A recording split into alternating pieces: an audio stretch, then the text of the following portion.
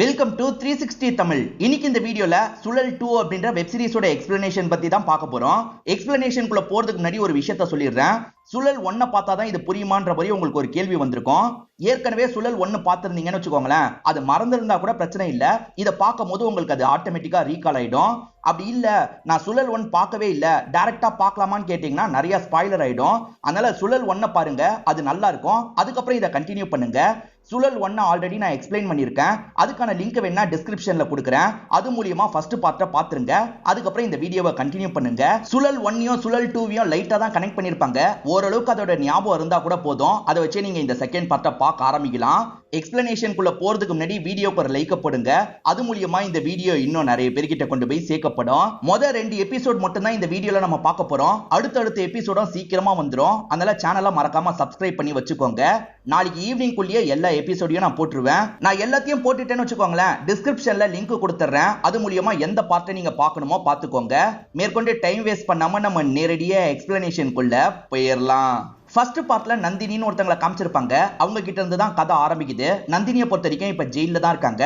கோர்ட்டுக்கு டைம் ஆயிடுச்சு வான்ற மாதிரி கூப்பிடுறாங்க. இவங்க ஆளுங்க கூட சேர்ந்த மாதிரி கிளம்புறாங்க. ஆக்சுவலா நந்தினியை பொறுத்த வரைக்கும் அவங்களோட சொந்த சித்தப்பாவை கொலை பண்ணிருப்பாங்க. ஏன்னா சித்தப்பா இவங்க சின்ன பொண்ணா இருக்கும் போது அபியூஸ்லாம் பண்ணிருப்பாரு. அதனால தான் ஃபர்ஸ்ட் பார்ட்டோட முடிவுல சித்தப்பாவை இவங்க கன்னை வச்சு ஷூட் பண்ணி சாவடிச்சிருப்பாங்க. இவங்களோட ஃப்ரெண்டா சக்கரவர்த்தின்னு ஒருத்தர் இருப்பாரு. நான் ஷூட் பண்ண மாதிரி இருக்கட்டும், நீ இங்க இருந்து கிளம்புன்ற மாதிரி சொல்லியிருப்பாரு. ஆனா இவங்க போக மாட்டேன்னு சொல்லியிருப்பாங்க. அதனால தான் விசாரணை எல்லாம் நடந்துட்டு இருக்கு. நந்தினிக்கு ஆதரவா செல்லப்பா அப்படின்ற ஒரு லாயர் தான் வாதாடிட்டு இருக்காரு. அந்த செல்லப்பா என்ன சொல்றாருன்னா, செல்ஃப் டிஃபென்ஸ்க்காக தான் இந்த விஷயத்த பண்ணாங்க, அதனால இவங்களை ரிலீஸ் பண்ணும் அப்படின்ற மாதிரிலாம் ஜட்ஜி கிட்ட சொல்லிட்டு இருக்காரு. ஆனா உங்களுக்கு எதிராக பேசக்கூடியவர் இருக்காரு பாத்தீங்களா, இதெல்லாம் செல்ஃப் டிஃபென்ஸ்னு சொல்ல முடியாது. ஏன்னா குணாவை கால் பண்ணி வர வச்சதே இவங்க தான். எஸ்ஐக்கு தெரியாம அவரோட கன்னை கொண்டு போயிருக்காங்க, திட்டமிட்டு இவங்க தான் கொலை பண்ணிருக்காங்க அப்படின்ற மாதிரிலாம் எதிர்த்தரப்பு லாயர் சொல்லிட்டாரு. மேற்கொண்டு செல்லப்பா பேச ஆரம்பிக்கிறாரு. செல்ஃப் டிஃபென்ஸ்லயே 2 வகை இருக்கு. ஒன்னு உடனே சாவடிக்கிறது, இன்னொன்னு ரொம்ப மன கஷ்டத்துல இருந்து அதனால சாவடிக்கிறது. 10 வருஷமா சித்தப்பானால அபியூஸ் அனுபவிச்சிருக்காங்க. அந்த கோவத்தை வெளிப்படுத்துற மாதிரி தான் இந்த விஷயத்த பண்ணிருக்காங்க. அதனால அவங்களை ரிலீஸ் பண்ணும் அப்படின்ற மாதிரிலாம் கேக்குறாரு.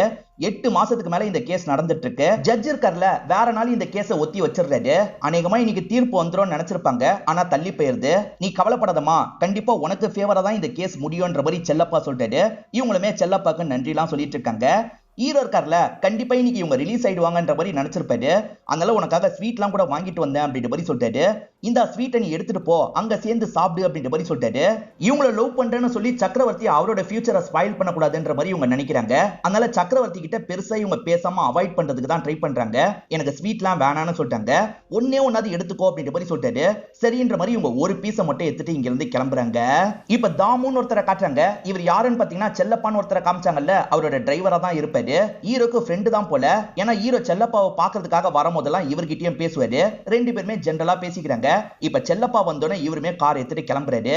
சக்கரவர்த்தி சின்ன பையனா இருக்கும் போதே அப்பா இறந்து போயிருப்பாரு. அப்பத்துல இருந்து அப்பாவோட ஃப்ரெண்டான இந்த செல்லப்பா தான் ஓரளவுக்கு இவருக்கு பினான்சியலா சப்போர்ட் எல்லாம் பண்ணிருப்பாரு. அதனால செல்லப்பாவை இவருக்கு ரொம்ப பிடிக்கும். இப்ப ஹீரோ சொந்த ஊர்ல இல்ல, வேற ஒரு ஊர்ல தான் இருந்துட்டு இருக்காரு. இவர் கவனக்குறைவா இருந்ததுனால தான் நந்தினி கன் எடுத்துட்டு போயிருப்பாங்க. அதனால தான் டிபார்ட்மெண்ட்ல இருந்து கொஞ்சம் ஒதுக்கி வச்சிருக்காங்க. வேலையை விட்டு தூக்கல, ஆனா கொஞ்சம் ஒதுக்கி வச்சிருக்காங்க அப்படின்ற மாதிரி நமக்கு காட்டுறாங்க. இந்த ஊர்ல திருவிழா நடக்க போது, இன்னைக்கு நைட்டு திருவிழாக்கு வந்துரு அப்படின்ற மாதிரிலாம் இந்த செல்லப்பா சொல்லிட்டு இருக்காரு. இந்த ஊர்ல செல்லப்பாக்குன்னு நல்ல பேர் இருக்கும். செல்லப்பாவோட வைஃப் பேரு மாலதி அப்படின்றது. இவங்க தான் வரிசை தட்டெல்லாம் கொண்டு வந்துட்டு இருக்காங்க. இவங்க கூடிய ஹீரோவும் நடந்து வந்துட்டு இருக்காரு. பாதுகாப்புக்காக ஒரு இன்ஸ்பெக்டரும் இவங்க கூடிய வந்துட்டு இருக்காரு. இவருக்கான மரியாதையெல்லாம் அந்த இடத்துல செலுத்திட்டு இருக்காங்க. அப்பன்னு பார்த்து இங்க நிறைய பேர் சண்டை போட்டுட்டு இருக்காங்க. என்ன ஏதுன்ற மாதிரி இவருமே திரும்பி பாக்குறாரு. இவரு போனா பெரிய பிரச்சனை ஆயிட போகுதுன்றதுக்காக வைஃப் வேணான்னு சொல்றாங்க. இருமா நான் பார்த்துட்டு வந்துடுறேன்ற மாதிரி இவரு உள்ள போறாரு. இந்த திருவிழா 1 மாசத்துக்கு மேல நடக்கும். ஆளுக்கு ஒவ்வொரு கான்ட்ராக்ட் எல்லாம் எடுப்பாங்க. அந்த கான்ட்ராக்டை பிரிக்கிறதுல சண்டை ஏற்பட்டிருக்கும். அதனால தான் ஒரு 4-5 பேர் சேர்ந்த மாதிரி இந்த இடத்துல சண்டை போட்டுட்டு இருக்காங்க. பெர்னாண்டஸ் அப்படின்றவர் நீங்களே ஒரு முடிவை சொல்லுங்கன்ற மாதிரிலாம் கேக்குறாரு. சண்டை போட்டுட்டு இருக்காங்கல்ல, அதுல திருன்னு ஒருத்தர் செல்லப்பாக்கு வேண்டியவரா இருப்பாரு. ஒருத்தர் என்ன சொல்றாருன்னா, இவர் திருக்கு ஃபேவரா தான் பேசி முடிப்பாருன்ற மாதிரி சொல்லிட்டாரு. அந்த ஒயிட் ஷர்ட்ல இருக்காரு பாத்தீங்களா, அவர் தான் திருவா இருப்பாரு. ஆனா செல்லப்பா இருக்காருல, அப்படிலாம் நான் பேசி முடிக்க மாட்டேன், நியாயத்துக்காக தான் நான் பேசுவேன்ற மாதிரி சொல்லிட்டாரு. இங்க சண்டை போடுறதுல நிறைய பேருக்கு நிறைய பிசினஸ்லாம் இருக்கு. ஆனா பெர்னாண்டஸை பொறுத்த வரைக்கும் கொஞ்சம் கஷ்டப்படுறவரா இருப்பாரு. நியாயப்படி பார்த்தா பெர்னாண்டஸுக்கு தான் எல்லா கான்ட்ராக்டுமே போகணுன்ற மாதிரி சொல்லிட்டாரு. இந்த மாதிரிலாம் சண்டை போட்டீங்கன்னு வச்சுக்கோங்க, நான் கோர்ட்ல போய் கண்டிப்பா பெர்னாண்டஸுக்கு தான் எல்லாமே கிடைக்கிற மாதிரி ஏற்பாடு பண்ணுவேன்னு சொல்றாரு. இவர் பெர்னாண்டஸுக்கு பண்ணுவேன்னு சொன்னார்ல, ஏன் எதுக்குன்ற மாதிரி ஹீரோ கேக்குறாரு. பெர்னாண்டஸை பொறுத்த வரைக்கும் நிறைய மீனவர்களுக்கு முடிஞ்ச ஹெல்ப் எல்லாம் பண்ணுவாரு. இதுல வர காசை கூட அதுக்கு தான் அவன் யூஸ் பண்ணுவான். அதனால தான் அவனுக்கு ஃபேவரா பேசுனேன் அப்படின்ற மாதிரிலாம் சொல்லிட்டு இருக்காரு. ஒய்ஃப் தோசைலாம் பரிமாறிட்டு இருக்காங்கல்ல, நீ உக்காரு நான் பரிமாறுறேன் அப்படின்ற மாதிரிலாம் செல்லப்பா சொல்றாரு. மாலதியும் உட்காந்து ஹீரோ கிட்ட பேசிட்டு இருக்காங்க. அப்பதான் சுந்தர்னு ஒரு நபர் இந்த இடத்துக்கு வராரு. மாலதியோட பையனா தான் இந்த சுந்தர் இருப்பாரு. என்னடா எப்படி இருக்கு அப்படின்ற மாதிரி சுந்தர் கிட்ட ஹீரோவும் சகஜமா பேசிட்டு இருக்காரு. இவங்க 2 பேர் பேசிட்டு இருக்கும் போது அந்த இடத்துக்கு அப்பா வராரு. அப்பாவை பார்த்தோன்னா சுந்தர் அமைதியா இந்த இடத்த விட்டு கிளம்பிடுறாரு. அப்பா பையனுக்குள்ள பேச்சுவார்த்தை இல்ல போல அப்படின்ற மாதிரி ஹீரோவும் யோசிக்கிறாரு. இப்ப மாலதி இருக்காங்கல்ல, கல்யாணம் பண்ணிக்க சொன்னா இவன் பண்ணிக்கவே மாட்டான், நீ அது கல்யாணம் பண்ணிக்க வேண்டியதானு கேக்குறாங்க. ஹீரோவை பொறுத்த வரைக்கும் நந்தினி மேலதான் ஆசைப்படுறாரு. அவங்க ஜெயில இருக்காங்கல்ல, அதனால எதுவுமே பேச முடியாம அமைதியா இருக்காரு. இந்த விஷயத்தெல்லாம் இந்த லாயரான செல்லப்பா புரிஞ்சுக்கிறாரு. என்ன என் ஒய்ஃபை கேட்டனும் உன்னோட முகமே மாறிடுச்சு, ஜெயில இருக்க அந்த நந்தினியை தானே லவ் பண்ற, கவலையே படாத, சீக்கிரமா நந்தினி வெளியே வந்துருவா, அவகிட்ட உன்னோட ஆசையை சொல்லுன்ற மாதிரி சொல்றாரு. சரின்ற மாதிரிலாம் இவரும் ஏத்துக்கிறாரு. செல்லப்பாக்குன்னு ஒரு கெஸ்ட் ஹவுஸ் இருக்கும், ஃப்ரீயா இருக்கும் போதெல்லாம் அங்க போயிடுவாரு போல, நீயும் ஃப்ரீயா இருக்கும் போது அந்த இடத்துக்கு வான்ற மாதிரி ஹீரோ கிட்ட செல்லப்பா சொல்றாரு. அப்படியே கட் பண்ணி ஜெயில காட்டுறாங்க. நிறைய செல்லெல்லாம் இருக்கும் பாத்தீங்களா, நைட்டு நேரத்துல அந்த செல்லெல்லாம் கொஞ்சம் ஓபன் பண்ணி வைக்கிறாங்க. உள்ள இருக்கவங்க ரிலாக்ஸ் பண்ணணுன்றதுக்காக தான் திறந்து வைக்கிறாங்க. திறந்து வச்சா வெளியே வந்து படுப்பீங்களா, உள்ளதான் படுக்கணும் போங்கன்ற மாதிரிலாம் கான்ஸ்டபிள் லேடிஸ் அனுப்புறாங்க. அதனால கைதிகள் இருக்காங்கல்ல, அவங்க செல்லுக்குள்ள போய் படுக்கிறாங்க. ஒரு செல்லுலயே 30-40 பேர் படுத்துட்டு இருக்காங்க. அந்த மாதிரி தான் நந்தினியும் படுத்துட்டு இருக்காங்க. நந்தினிக்கு கெட்ட கனவு வருது. சட்டுன்னு இவங்க தூக்கத்துல இருந்து முழிச்சிடுறாங்க. நந்தினிக்கு பக்கத்துல ஒரு திருநங்கை தான் இருக்காங்க, பேரு விமலா அப்படின்றது. என்ன கெட்ட கனவா, ஒண்ணு இல்ல படுன்ற மாதிரிலாம் சொல்றாங்க. இப்ப 2 பேருமே திரும்பி படுத்து தூங்க ஆரம்பிக்கிறாங்க. திருவிழா ஸ்டார்ட் ஆயிடுச்சுல, எல்லாருமே வேஷம் எல்லாம் போடுவாங்க போல. இப்ப ஹீரோ தாமு கிட்ட தான் பேசுறாரு. அவரோட கெஸ்ட் ஹவுஸ் எங்கடா, அந்த இடத்துக்கு போகணுன்ற மாதிரி சொல்றாரு. சரி வாங்க போலான்ற மாதிரி இவருமே பைக்ல கூட்டு போறாரு. இவர் கோயில்ல இறங்க வேண்டிய வேலை இருக்கும், அதனால இவர் கோயில்ல இறங்கிக்கிறாரு. தாமுவை பொறுத்த வரைக்கும் அம்மன் வேஷம் போடணுன்ற மாதிரி ஆசை இருக்கும். ஆசை இருந்ததுன்னா போட வேண்டியதுன்னு அப்படின்ற மாதிரி ஹீரோ கேட்கிறாரு. அது அவ்வளவு சீக்கிரம் போட முடியாது, 15 வருஷம் வெயிட் பண்ணும், நான் 14 வருஷம் முடிச்சிட்டேன், அடுத்த வருஷம் நான் கண்டிப்பா போடுவேன்ற மாதிரி சொல்லிட்டாரு. அப்படியா சரின்ற மாதிரி ஹீரோவும் ஏத்துக்கிறாரு. இப்ப ஹீரோ கெஸ்ட் ஹவுஸ்க்கு போலான்ற மாதிரி அந்த இடத்துக்கு வந்துடுறாரு. செல்லப்பா சார் கதவை தரங்கன்ற மாதிரி கதவை தட்டுறாரு. ஆனா எந்த ஒரு ரிப்ளைவும் வராம இருக்கு. என்ன எதுவுமே பேச மாட்டாருன்ற மாதிரி ஹீரோக்கு லைட்டா பயம் வருது. ஹீரோ ஜன்னல் கதவெல்லாம் தட்டுறாரு. அப்பயும் அவர்கிட்ட இருந்து ரெஸ்பான்ஸே வர மாட்டேங்குது. ஜன்னலை ஓபன் பண்ணலான்னு பார்த்தா அது நல்லா லாக் ஆயிருக்கு. இதனால ஹீரோ இருக்காருல, ஒரு கல்லை வச்சு ஜன்னல்ல ஒரு பாகத்தை மட்டும் உடைச்சிடுறாரு. இப்ப உள்ள பாக்குறவரு ஷாக் ஆயிடுறாரு. அந்த இடத்துல செல்லப்பா இறந்து போயிருக்காரு. பயங்கரமா ரத்தம்லாம் சிந்தி கிடக்குது. இதை பாக்குறவரு ஷாக் ஆயிடுறாரு. உடனே போலீஸ்க்கு தகவலை கொடுக்கலாம்னு நினைக்கிறாரு. இந்த ஸ்டேஷன்ல ஒரு இன்ஸ்பெக்டர் இருப்பாரு. அந்த இன்ஸ்பெக்டர் பேரு மூர்த்தி அப்படின்றது. அவருமே அட்டன் பண்ணி என்ன விஷயம் கேட்கிறாரு. ஹீரோ விஷயத்த சொன்னோன்னா ஷாக் ஆயிடுறாரு. இப்ப உடனே அந்த இடத்துக்கு கிளம்பணும் அப்படின்ற மாதிரி இவருமே டிராவல் பண்ணி அந்த இடத்துக்கு வந்துடுறாரு. சரி செல்லப்பா சாருக்கு நீங்க என்ன வேணும் அப்படின்ற மாதிரி கேட்கிறாரு. செல்லப்பா சாரை பொறுத்த வரைக்கும் என்னோட அப்பாவோட ஃப்ரெண்டு, அடிக்கடி இந்த இடத்துக்கு வருவேன், நான் வேற ஒரு ஸ்டேஷன்ல எஸ்ஐயா இருக்கன்ற மாதிரி சொல்றாரு. அப்படியா என்ன ஸ்டேஷன்ல அப்படின்ற மாதிரிலாம் இவரும் கேட்டு வச்சுக்கிறாரு. இந்த சமயம் ஆளுங்க இருக்காங்கல்ல, கதவெல்லாம் உடைச்சிட்டு இருக்காங்க. ஒரு ஸ்டேஜ்ல உடைச்சிடுறாங்க. இப்ப எல்லாருமே உள்ள வந்து பாடியை பார்த்துட்டு இருக்காங்க.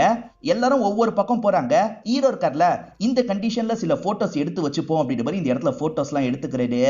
ஆளுங்க கிளவுஸ் இல்லாம சில இடத்தை டச் பண்றதுக்காக போறாங்க. கிளவுஸ் இல்லாம டச் பண்ண ஹீரோ சொல்றாரு. சார் தான் சொல்றாருல, அந்த மாதிரி டச் பண்ணாம இருங்கன்ற மாதிரி மூர்த்தியும் சொல்றாரு. யாருமே உள்ள வந்திருக்க வாய்ப்பு இல்ல, இவர் தான் கன்னை வச்சு இவரையே ஷூட் பண்ணிருக்காரு போல அப்படின்ற மாதிரிலாம் மூர்த்தி சொல்லிட்டு இருக்காரு. அவரோட கை இருக்கிற இடத்துல தலகாணி இருக்கு. அந்த தலகாணியை எடுத்து ஹீரோ பாக்குறாரு. பார்த்தா கையில கன் இல்லவே இல்ல.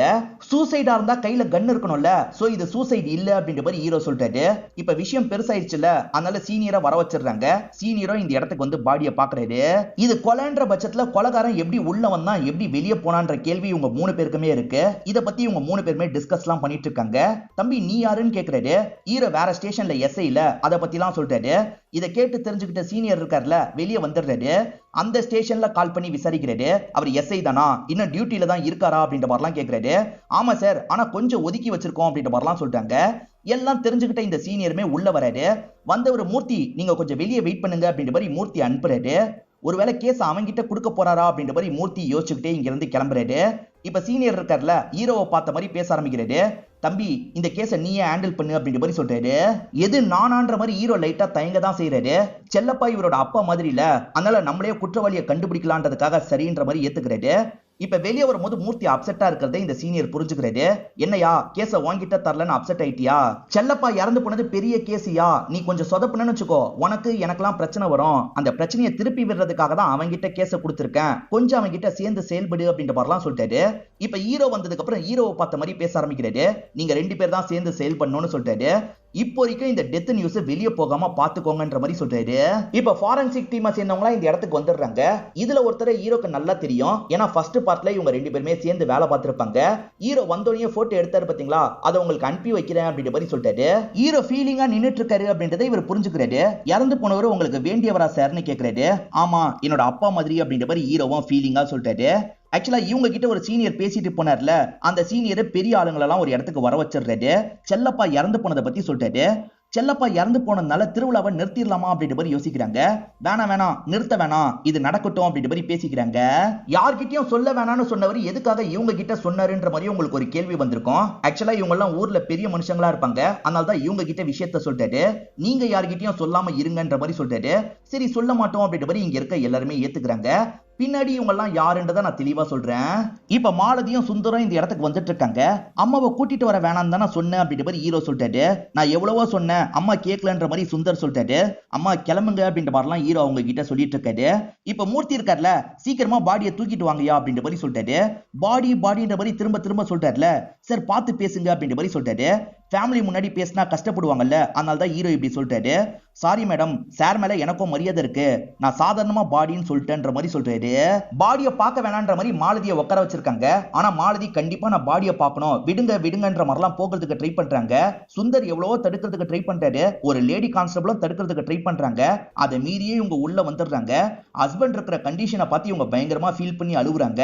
ஹீரோவும் இந்த இடத்துக்கு வந்து சமாதானம்லாம் சொல்றாரு. வாங்கமான்னு மாலதியை வெளியே கூட்டிட்டு வந்து சுந்தர் கூட கார்ல அனுப்பி வச்சிடுறாரு. இப்ப மூர்த்தியும் லேடி கான்ஸ்டபிள போட்டு பயங்கரமா திட்டுறாரு. உள்ள விடாம தானே பாத்துக்க சொன்னேன், ஒரு வேலையை கூட உன்னால ஒழுங்கா பார்க்க முடியாதா அப்படின்ற மாதிரிலாம் பயங்கரமா சத்தம் போடுறாரு. ஹீரோ இந்த கேஸுக்கு ஹெட்டா இருக்கிறதும் இவருக்கு சுத்தமா பிடிக்க மாட்டேங்குது. அந்த கோவத்தெல்லாம் இந்த ஆளுங்க கிட்ட காட்டுறாரு. நம்மளதான் இன்டைரக்டா திட்டிட்டு இருக்காருன்றது சக்கரவர்த்திக்கு தெரியுது. ஆனா சக்கரவர்த்தி இந்த விஷயத்தை பெருசா கண்டுக்க மாட்டாரு. இப்ப ஏதோ ஒரு பொண்ணு மூச்சு விடுற மாதிரிலாம் சக்கரவர்த்திக்கு சவுண்ட் கேக்குது. சைலன்ஸ் அப்படின்ற மாதிரி சொல்லிட்டாரு. அதுக்கப்புறம் அந்த சவுண்ட் நல்லா கேக்குது. ஒரு கபோர்டுக்குள்ள இருந்து தான் அந்த சவுண்ட் கேக்குது. இப்ப பொறுமையா அந்த கபோர்டை நோக்கி போயிட்டு இருக்காரு. இப்ப மத்தவங்களும் அந்த கபோர்டு கிட்ட வந்துட்டு இருக்காங்க. வெளியே டாப்பால் போட்டிருக்கு. அந்த டாப்பால ஓபன் பண்ணலாம் அப்படின்ற மாதிரி ஹீரோ ஓபன் பண்றாரு. அப்படி ஓபன் பண்ணா உள்ள ஒரு பொண்ணு இருக்காங்க. அந்த பொண்ணு கையில கன்னெல்லாம் வச்சிருக்காங்க. இதை இவங்களுமே ஷாக்கிங்கா பார்த்துட்டு இருக்காங்க. இங்கதான் ஃபர்ஸ்ட் எபிசோட் முடியுது. இப்ப அந்த பொண்ணு தான் கொலை பண்ணிருக்க வாய்ப்பு இருக்குன்ற மாதிரி தானே இவங்க யோசிப்பாங்க. அதுலயும் ஒரு பிரச்சனை இருக்கு. அது என்ன பிரச்சனைன்னு பாத்தீங்கன்னா, ஷூட் பண்ணவங்க கதவுக்குள்ள போய் ஒளிஞ்சுக்கிட்டாங்கன்னு கூட வச்சுப்போம். ஆனா அந்த கதவு எப்படி வெளி டாப்பால் போட்டு இருந்தது? அப்ப அந்த பொண்ணு கூட வேற யாரோ வந்திருக்காங்க. ரெண்டு பேர் சேர்ந்து தான் இந்த விஷயத்த பண்ணிருக்காங்க. ஒருத்தங்க தப்புச்சிட்டாங்க போல அப்படின்ற மாதிரிலாம் யோசிக்கிறாங்க. இன்னும் கிளியரா என்ன நடந்ததுன்னு இவங்களுக்கு தெரியல. இந்த பொண்ணு சொன்னா எல்லாமே தெரிஞ்சிரும்ல, உன் பேர் என்னன்ற மாதிரி கேக்குறாங்க. அந்த பொண்ணு பேசாம உட்காந்துட்டு இருக்காங்க. ஒழுங்கா வாயை திறந்து பேசுறது உனக்கு நல்லது, நீ யாருன்றத சொல்லு, எதுக்காக உள்ள போனன்றத சொல்லுன்ற மாதிரி கேக்குறாங்க. அப்பயே இந்த பொண்ணு எதுவுமே பேசாம அமைதியா உட்காந்துட்டு இருக்கா. எப்படியும் இந்த ஊரை சேர்ந்த பொண்ணா தானே இருப்பா, இந்த ஊர் முழுக்க விசாரிச்சு பார்க்கலாம் அப்படின்ற மாதிரிலாம் ஹீரோ யோசிக்கிறாரு. ஆனா மத்தவங்க இருக்காங்கல்ல, சரி இது திருவிழா டைம், நிறைய ஊர்ல இருந்து இந்த திருவிழாக்காக ஆளுங்க வருவாங்க, அவ இந்த ஊருன்றத கன்ஃபார்மா சொல்ல முடியாது, மத்த ஊரா கூட இருக்கலாம் அப்படின்ற மாதிரி சொல்றாங்க. சரி எந்த ஊரா இருந்தா என்ன, இவளை பத்தி கண்டுபிடிங்கன்ற மாதிரி இவர் சொல்றாரு. நந்தினி கூட விமலான்னு ஒரு திருநங்கை இருக்கிறதா சொன்ன பாத்தீங்களா, அவங்கள பாக்கிறதுக்கு நிறைய திருநங்கைங்க வந்திருக்காங்க. நந்தினி கிட்ட எல்லாரையும் அறிமுகப்படுத்திட்டு இருக்காங்க. இவங்களோட பாய் ஃப்ரெண்டும் வந்திருப்பாரு போல, அவரையும் சந்தோஷமா அறிமுகப்படுத்துறாங்க. அதே மாதிரி இங்க இருந்தே பிளேன் கேஸ் எல்லாம் தந்துட்டு இருக்காங்க. இந்த விஷயத்தெல்லாம் இங்க இருக்க கான்ஸ்டபிள் லேடி ஒருத்தங்க பாக்குறாங்க. அவங்க பேரு பானு அப்படின்றது. இது என்ன பார்க்கு பீச்சா, முத்தெல்லாம் கொடுத்துட்டு இருக்க, தொலைச்சிருவேன் அப்படின்ற மாதிரி பானு பயங்கரமா விமலாவை திட்டுறாங்க. விமலாவும் பதிலுக்கு சண்டெல்லாம் போட்டுட்டு இருக்காங்க. இது எல்லாத்தையும் சரோஜான்ற ஒருத்தங்க கவனிக்கிறாங்க. அவங்களுமே இந்த இடத்துல கைதி தான். அவங்க இருக்காங்கல்ல, பானு நிறுத்து அப்படின்ற மாதிரிலாம் சொல்றாங்க. பானுவை இவங்க சொன்னோன்னு அமைதியாயிடுறாங்க. அப்படி சரோஜா என்ன பொசிஷன்ல இருக்காங்கன்னு தெரியல. சரோஜா சப்போர்ட் பண்ணாங்கல்ல, அதனால விமலா லைட்டா ஸ்மைல் பண்ணிக்கிட்டே இங்க இருந்து கிளம்புறாங்க. பானு எப்பவுமே அப்படிதான், எல்லார்கிட்டயும் ரொம்ப ரூடா நடந்துப்பா அப்படின்ற மாதிரிலாம் நந்தினி கிட்ட இவங்க சொல்லிட்டு இருக்காங்க. அதே சமயம் குடும்பத்துல இருக்க எல்லார பத்தியும் சொல்லிட்டு இருக்காங்க. உனக்கும் பானுக்கும் சண்டை நடக்கும் போது ஒரு லேடி ஹெல்ப் பண்ணாங்கல்ல, அந்த லேடி யாருன்ற மாதிரி நந்தினி கேக்குறாங்க. அவங்களா, அவங்க பேரு சரோஜா அப்படின்றது. அவங்க ஹஸ்பண்ட் எம்எல்ஏவா இருந்து இறந்து போனாரு. இவங்களுமே அரசியல்வாதி தான். ஆனா எதிர்கட்சியை சேர்ந்தவங்க ஏமாத்தி இவங்களை பொய் கேஸை போட்டு லாக்காக வச்சிட்டாங்க. ரொம்ப நல்லவங்க, இங்க நிறைய பேருக்கு ஹெல்ப் பண்ணுவாங்கன்ற மாதிரி சொல்றாங்க.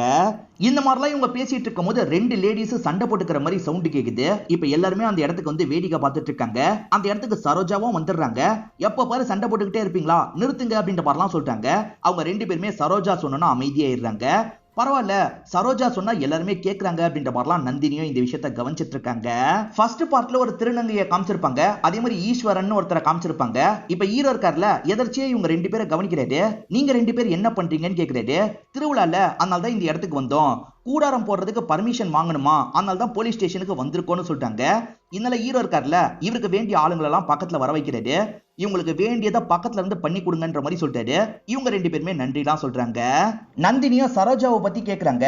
சரோஜாவை பொறுத்த வரைக்கும் விசாரணை காவல்ல தான் இருக்காங்க, எப்பனாலும் அவங்க கிளம்புறதுக்கான வாய்ப்பு இருக்கு. ஆனா அந்த இடத்துலயே மத்த பெண்களை வச்சு வேலை எல்லாம் செஞ்சுட்டு இருக்காங்க. எல்லா பெண்களுக்கும் அவங்கள ரொம்ப பிடிக்கும், அதனால தான் அவங்க சொன்னா உடனே கேட்டுக்கிறாங்க அப்படின்ற மாதிரிலாம் சொல்லிட்டாங்க. நந்தினி எனக்கும் அவங்கள பார்க்கணும் போல இருக்குன்ற மாதிரி சொல்லிட்டாங்க. இப்ப விசாரணை செல் இருக்கு பாத்தீங்களா, அந்த இடத்துக்கு இவங்க 2 பேர் வந்துட்டு இருக்காங்க. சரோஜா சொல்றதுனால அங்க இருக்க கான்ஸ்டபிளும் உள்ள போக சொல்றாங்க. இவங்க 2 பேருமே உள்ள சரோஜாவை பாக்குறதுக்காக வந்துடுறாங்க. கொஞ்ச நேரத்துக்கு முன்னாடி 2 பேர் சண்டை போட்டுக்கிட்டாங்கல்ல, அவங்க 2 பேரையும் ஒத்துமையா சரோஜா வேலை எல்லாம் பண்ண வைக்கிறாங்க. இங்க ஒரு வேலையை கத்துக்கிட்டா இதுக்கப்புறம் வெளியே போகும்போது நல்லபடியா வாழ்க்கையை நடத்தலாம்ல, அதுக்காக தான் இந்த மாதிரிலாம் சொல்லி தந்துட்டு இருக்காங்க. உன்னை பார்த்தா அமைதியான பொண்ணு மாதிரி தெரியுது, நீ எப்படி ஜெயிலுக்கு வந்து அப்படின்ற மாதிரிலாம் சரோஜா கேக்குறாங்க. இவங்களுமே நடந்த விஷயத்தெல்லாம் சொல்லிட்டு இருக்காங்க. ஆக்சுவலா ஹீரோ 2 பேருக்கு ஹெல்ப் பண்ணுங்கன்ற மாதிரி சொன்னார்ல, அந்த 2 பேருமே உள்ள மாட்டிட்டு இருக்க பொண்ணை பாக்குறாங்க. அந்த பொண்ணை இவங்களுக்கு தெரியும் போல. முத்து, இது நீ தானேன்னு கேக்குறாங்க. அப்பயும் அந்த பொண்ணு எதுவுமே பேசாம அமைதியா இருந்துட்டு இருக்கா. ஹீரோ இதை கவனிச்சிடுறாரு. அந்த பொண்ணை ஏற்கனவே தெரியுமான்ற மாதிரி கேக்குறாரு. ஈஸ்வரன் என்ன சொல்றாருன்னா, செந்தூர பூவேன்ற மாதிரி ஒரு நடன குழு இருந்தது, அதுல மதுஷாலான்ற பேர்ல இந்த பொண்ணு டான்ஸ் ஆடிட்டு இருந்தா. சின்ன பசங்களாம் அந்த மாதிரி ஆட்டத்தை பார்க்க கூடாதுன்றதுக்காக அந்த ஆட்டத்தையே பேன் பண்ணிட்டாங்க. அப்பத்துல இருந்து இந்த பொண்ணு நாங்க பார்த்தது இல்ல அப்படின்ற மாதிரிலாம் ஈஸ்வரன் சொல்லிட்டு இருக்காரு. சரி, இந்த பொண்ணு ஃப்ரெண்டுன்னு யாரையாவது உங்களுக்கு தெரியுமா, கொஞ்சம் யோசிச்சு சொல்லுங்கன்ற மாதிரி கேக்குறாரு. இந்த பொண்ணு கூட சேர்ந்து யக்ஷின்னு ஒரு பொண்ணு டான்ஸ் ஆடுவா, அந்த யக்ஷி எங்க இருக்கான்றது எனக்கு தெரியும்ன்ற மாதிரி சொல்லிட்டாரு. எங்க இருக்கான்றதை கேட்டு இவங்க தெரிஞ்சுக்கிறாங்க. அந்த யக்ஷி மூலியமா இந்த பொண்ணை பத்தி தெரிஞ்சுக்கலான்ற மாதிரி ஹீரோ யோசிக்கிறாரு. அவங்கள பொறுத்த வரைக்கும் டான்ஸரா தான் இருக்காங்க. அவங்க டான்ஸ் ஆடுற இடத்துல பாக்குறதுக்காக இவர் மூர்த்தி கூட வந்துடுறாரு. அவங்க டான்ஸ் ஆடி முடிச்சுட்டு அவங்களோட ரூம்க்கு கிளம்பி போறாங்க. அங்க வச்சு பேசலான்ற மாதிரி இவங்க 2 பேருமே அந்த இடத்துக்கு வந்துடுறாங்க. இன்னைக்கெல்லாம் யார் கூடயும் என்னால ஒன்னா இருக்க முடியாதுன்ற மாதிரி யக்ஷி சொல்றாங்க. நாங்க அந்த விஷயத்துக்காக வரல, விசாரணை பண்றதுக்காக தான் வந்திருக்கோம், நாங்க போலீஸ் அப்படின்ற மாதிரி இவங்களுமே சொல்றாங்க. இந்த முத்து உனக்கு தெரியுமா அப்படின்ற மாதிரி கேக்குறாங்க. ஆமா, ஒரு காலத்துல நாங்கெல்லாம் சேர்ந்து தான் டான்ஸ் பண்ணோன்ற மாதிரி சொல்றாங்க. அவளை பத்தி வேற ஏதாவது தெரியுமான்ற மாதிரி இவர் கேக்குறாரு. அவ யார்கிட்டயும் பேசவே மாட்டா, டான்ஸ் பண்ணுவா, அவ பாட்டுக்கு கிளம்பி போயிடுவான்ற மாதிரி யக்ஷி சொல்றாங்க. ஆக்சுவலா அந்த நடன குழுவையே கேன்சல் பண்ணி விட்டுட்டாங்கல்ல, அதுக்கப்புறம் ஆளுக்கு ஒவ்வொரு பக்கம் போயிருப்பாங்க. நிறைய பேர் பெருசா வாய்ப்பு கிடைக்காம விலை மதுவா மாறிட்டாங்க. முத்துவை கூட கூப்பிட்டோம், ஆனா முத்து அந்த தப்பெல்லாம் பண்ணவே மாட்டேன்னு சொல்லிட்டா, அவ ரொம்ப நல்ல பொண்ணு அப்படின்ற மாதிரிலாம் யக்ஷி சொல்லிட்டு இருக்காங்க. சரி, முத்துவோட ஃபேமிலியை பத்தி ஏதாவது சொல்லியிருக்கலாம் அப்படின்ற மாதிரி கேக்குறாரு. அதான் சொல்றாங்க சார், அவ யார்கிட்டயும் பேசவே மாட்டா, அவளுக்கு ஃபேமிலின்னு ஒண்ணு இருக்கானே எங்களுக்கு தெரியாது அப்படின்ற மாதிரிலாம் யக்ஷி சொல்றாங்க. இது சம்பந்தமா இவரும் மூர்த்தியும் பேசிக்கிட்டே கார்ல வந்துட்டு இருக்காங்க. அந்த மாதிரி நடனம் பண்ணக்கூடாதுன்னு கேன்சல் பண்ணது யார் தெரியுமா, செல்லப்பா சார் தான் பண்ணாரு அப்படின்ற மாதிரி மூர்த்தி சொல்றாரு. இதனால அவருக்கும் அவரோட சொந்தக்காரருக்கும் லைட்டா தள்ளுமுள்ளு மாதிரி ஏற்பட்டது அப்படின்ற மாதிரி சொல்றாரு. செல்லப்பாவை பொறுத்த வரைக்கும் திருன்னு ஒரு சொந்தக்காரர் இருப்பாரு. ஸ்டார்டிங் திருவிழால கூட திருன்னு ஒருத்தரை காமிச்சாங்கல்ல, அவர் தான் சொந்தக்காரரா இருப்பாரு. அந்த திரு தான் நிறைய பெண்களை வச்சு இந்த மாதிரி டான்ஸ் வேலையெல்லாம் பண்ணிருப்பாரு. அது மூலியமா அவருக்கு நிறைய காசு கிடைக்கும். செல்லப்பாவால அது கேன்சல் ஆயிடுச்சுல, அதனால தான் திரு கோவப்பட்டாரு. 2 பேருக்குள்ளயும் சண்டை மாதிரிலாம் ஏற்பட்டது அப்படின்ற மாதிரி மூர்த்தி சொல்றாரு. அப்ப திருவ நம்ம விசாரணை பண்ணா என்னன்ற மாதிரி ஹீரோ கேக்குறாரு. எடுத்தோம் கௌத்தம்லாம் திருவ விசாரணை பண்ண முடியாது, சமுதாயத்துல பெரிய இடத்துல இருக்காரு, சமயம் பார்த்து தான் அவர்கிட்ட நம்மளால பேச முடியும் அப்படின்ற மாதிரி மூர்த்தி சொல்றாரு. நந்தினி சித்தப்பாவை ஷூட் பண்ணி சாவடிச்சாங்க பாத்தீங்களா, திரும்ப திரும்ப இவங்க மைண்டுக்குள்ள அந்த விஷயம் ஓடிக்கிட்டே இருக்கு. தூங்கிட்டு இருக்கும் போது சட்டுன்னு கனவு வந்து இவங்க முழிச்சிடுறாங்க. பக்கத்துல இருக்க விமலாவும் முழிச்சிடுறாங்க. என்ன திரும்பி அதே கனவா படுன்ற மாதிரி சமாதான பத்தி படுக்க வைக்கிறாங்க. இப்ப ஹீரோவும் மாலதியை பார்த்து பேசுறதுக்காக வந்திருக்காரு. அவங்க ரொம்ப சோகமா இருக்காங்க. இப்ப சில விஷயங்களை சொல்ல ஆரம்பிக்கிறாங்க. 2 பேருக்கும் கல்யாணம் ஆகி 36 வருஷம் இருக்கும். ஒரு குறிப்பிட்ட ஸ்டேஜ்ல இவங்க 2 பேருக்குள்ள பெரிய சண்டை வந்திருக்கும். அப்ப 2 பேருமே ஒரு முடிவு பண்ணிருப்பாங்க. தினமும் காலையில ஒருத்தர் முகத்தை ஒருத்தர் பாத்துக்கணும்னு முடிவு எடுத்திருப்பாங்க. அதை தினமும் நாங்க கரெக்டா பண்ணிருவோம். அவர் வெளியூர்ல இருந்தா கூட வீடியோ கால் மூலியமா நாங்க முகத்தை பார்த்துப்போம். இப்ப முகத்தை பார்க்காம எனக்கு கஷ்டமா இருக்கு அப்படின்ற மாதிரிலாம் பயங்கரமா ஃபீல் பண்ணிட்டு இருக்காங்க. ஹீரோ தான் இவங்களுக்கு ஆறுதல் சொல்லிட்டு இருக்காரு. ஹீரோக்கும் செல்லப்பாக்கும் பாண்டிங் எப்படி ஏற்பட்டது அப்படின்றத இப்ப நமக்கு காட்டுறாங்க. ஹீரோ ஒரு சோழியை இவங்க கையில தராரு. இப்ப 20 வருஷத்துக்கு முன்னாடி நடந்த விஷயத்த நமக்கு காட்டுறாங்க. ஹீரோவோட அப்பா இறந்து போயிருப்பாரு. அதை நினைச்சு ரொம்ப சோகத்துல உட்காந்துட்டு இருக்காரு. இவர் தான் கொஞ்சம் கொஞ்சமா பேசி இவருக்கு சமாதானம் சொல்றாரு. இது என்ன தெரியுமா, சோழி அப்படின்ற மாதிரி சோழியை காட்டுறாரு. கடல்ல சின்ன சின்ன உயிரினம் இருக்குல்ல, அதை ப்ரொடெக்ட் பண்றதுக்காக தான் இது உருவாகும். ஆனா அந்த சின்ன உயிரினம் இறந்து போனதுக்கு அப்புறமும் இது மட்டும் இருக்கும். அதோட ஞாபகத்தை இதுதான் சுமக்கும். உன் அப்பா இறந்து போனதை நினைச்சு நீ ஃபீல் பண்ணிட்டு இருக்காத, அவரோட ஞாபகத்தை மனசுல வச்சுக்கோ, நீ செய்ய வேண்டிய விஷயத்த செய்யு, இந்த சோழின்ற மாதிரி கையில தராரு. அப்பத்துல இருந்து தான் இந்த சோழியை நம்ம கூடியே வச்சுக்கணும் அப்படின்ற மாதிரிலாம் ஹீரோ யோசிச்சிருப்பாரு. செல்லப்பாவையும் ரொம்ப பிடிக்க ஆரம்பிச்சிருக்கும். அதை பத்திலாம் இந்த இடத்துல சொல்றாரு. அவரை நான் என்னோட சொந்த அப்பாவா தான் பார்த்தேன், கண்டிப்பா குற்றவாளியை கண்டுபிடிப்பன்ற மாதிரிலாம் சொல்றாரு. இந்த இடத்துல பார்த்தா திடீர்னு தாமு பயங்கரமா அழுதுட்டு இருக்காரு. செல்லப்பா இறந்து போனது தாமுக்கும் தெரிஞ்சது போல, அதனால தான் அழுதுட்டு இருக்காரு. தாமுக்கு எப்படி தெரிஞ்சது அப்படின்ற மாதிரி ஹீரோ கேக்குறாரு. நான் தான் சொல்லிட்டேன், அவன் குடும்பத்துல ஒருத்த மாதிரி, அதனால சொல்லிட்டேன்னு சொல்றாங்க. இப்ப மாலதி ஒரு முக்கியமான விஷயத்த சொல்றாங்க. நீ மூர்த்தியை நம்பாத, ஏன்னா மூர்த்திக்கு தனிப்பட்ட முறையில செல்லப்பா மேல ஒரு கோபம் இருக்குன்ற மாதிரி இவங்க சொல்ல ஆரம்பிக்கிறாங்க. இந்த ஊர்ல பிரேமலதான் ஒரு லேடி இருக்காங்க, ஒரு பெரிய ஸ்கூல் தான் ரன் பண்ணிட்டு இருக்காங்க. விவசாய இடத்தெல்லாம் அழிச்சுதான் அந்த ஸ்கூலை ரன் பண்ணிட்டு இருக்காங்க. அதுக்கு எதிராக தான் செல்லப்பா கேஸ் மாதிரிலாம் நடத்திட்டு இருந்திருப்பாரு. ஆனா அந்த பிரேமலதாக்கு சப்போர்ட்டிவா மூர்த்தி வேலைலாம் பார்த்திருப்பாரு. அதனால செல்லப்பாக்கும் இவருக்கும் கூட பகல்லாம் ஏற்பட்டது. அதனால தான் மூர்த்தியை நம்ப வேணாம்னு சொல்றேன், நீ எப்படியாவது கேஸை சால்வ் பண்ணும் அப்படின்ற மாதிரிலாம் சொல்றாங்க. கவலைப்படாதீங்கம்மா, நான் கண்டிப்பா கேஸை சால்வ் பண்றேன் அப்படின்ற மாதிரி இவரும் சொல்றாரு. சுந்தர பொறுத்த வரைக்கும் லைட் ஹவுஸ்ல தான் வேலை பார்த்துட்டு இருக்காரு. இப்ப ஹீரோவும் அவர்கிட்ட பேசுறதுக்காக வந்துடுறாரு. ஹீரோக்கு இப்ப திருன்னு ஒருத்தர் மேல டவுட் வந்துருச்சு. அந்த திரு இவருக்கு சொந்தக்காரர் தானே, மாமா முறை தான் வேணும். அதனால மாமாவை பத்தி விசாரிக்கிறதுக்காக தான் ஹீரோ இந்த இடத்துக்கு வந்திருக்காரு. உன்னோட அப்பாக்கும் மாமாக்கும் பிரச்சனை வந்ததாமே, என்ன பிரச்சனை அப்படின்ற மாதிரிலாம் ஹீரோ கேட்கிறாரு. இவருமே இவருக்கு தெரிஞ்ச விஷயத்த சொல்றாரு. ஆக்சுவலா இவருக்கு மாமாவை ரொம்ப பிடிக்கும் போல. மாமாவை பொறுத்த வரைக்கும் ரொம்ப வேகமா வளர்ந்திருப்பாரு. இந்த விஷயம் இவரோட அப்பாக்கு லைட்டா உறுத்தலா பட்டிருக்கும். ஏன்னா வெளிய சொந்தக்காரங்களை பார்க்கும் போது எல்லாருமே மாமாவை பத்தி பெருமையா பேசியிருப்பாங்க. அது என்னோட அப்பாக்கு கொஞ்சம் கோவத்தை வர வச்சிருக்கு போல. அதனால தான் அந்த டான்ஸ் நடக்கவே கூடாதுன்ற மாதிரி கோர்ட்ல ஸ்டே வாங்கிட்டாரு அப்படின்ற மாதிரிலாம் இவர் சொல்லிட்டாரு. இப்ப 2 வருஷத்துக்கு முன்னாடி நடந்த விஷயத்த காட்டுறாங்க. இவர் கோர்ட்ல ஸ்டே வாங்கிடுறாரு. தெரிஞ்ச திரு இருக்கார்ல, சண்டை போடுறதுக்காக இந்த இடத்துக்கு வந்துடுறாரு. இந்த தொழில் மூலியமா கொஞ்சம் காசு பார்த்துட்டு இருந்தாங்க. இப்ப அதுக்கும் நீ ஒரு ஆப்பு வச்சிட்ட, இதுக்கப்புறம் விலை மதுவா மாறுவாங்க, அந்த பொண்ணுங்களோட நல்லதுக்காக தான் இந்த விஷயத்த பண்ணன்ற மாதிரி திரு சொல்றாரு. இது மூலியமா அந்த பொண்ணுங்களுக்கு காசு வருது, நானும் ஒத்துக்கிறேன். ஆனா அதுக்காக இந்த மாதிரி டான்ஸ் பண்றது முறை கிடையாது, அது தப்பான விஷயம். அந்த பொண்ணுங்களை விட உனக்கு தான் நிறைய காசு வருதுன்னு எனக்கு தெரியும்ன்ற மாதிரிலாம் சொல்றாரு. இதனால திரு இருக்கார்ல, முறைச்சு பார்த்துட்டு இங்க இருந்து கிளம்பி போயிடுறாரு. அதுல இருந்து மாமாவும் என்னோட அப்பாவும் பேசிக்கிறது இல்ல, எனக்கும் என்னோட அப்பாக்கும் நடுவுல கூட நிறைய கேப்லாம் ஏற்பட ஆரம்பிச்சிருச்சு அப்படின்ற மாதிரி இவர் சொல்லிட்டு இருக்காரு.